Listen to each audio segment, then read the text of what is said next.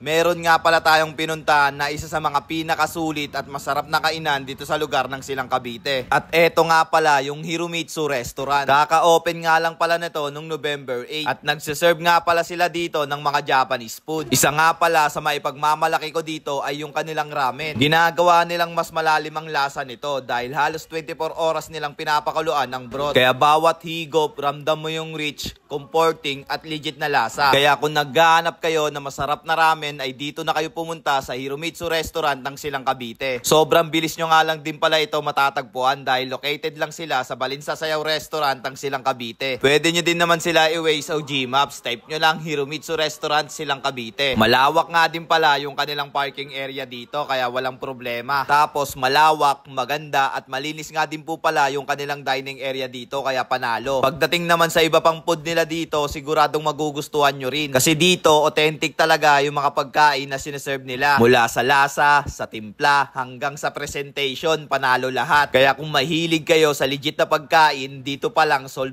na kayo. Sobrang dami na rin pala nilang branches. Halos 28 na ata or more. At syempre, hindi naman dadami ng ganito kung hindi sila tinatangkilik, di ba? Ibig sabihin lang yan, paniguradong masarap talaga yung mga pagkain nila. Kaya hindi na nakakapagtaka kung bakit patuloy silang dumadami kasi talagang panalo at sulit yung mga pagkain nila dito. Kasama ko na nga din pala mag-food trip dito yung mga tropa ko. At ayun na nga din pala guys, titimusan o titikman na nga din pala natin dito yung mga pagkain nila.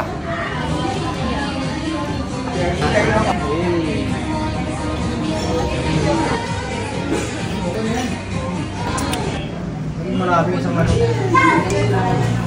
Tapos na kawasan.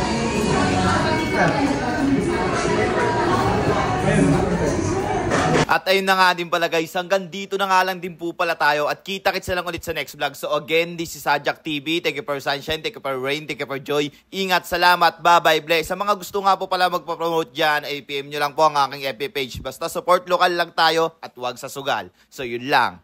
Bye-bye, I love you all. Mwah!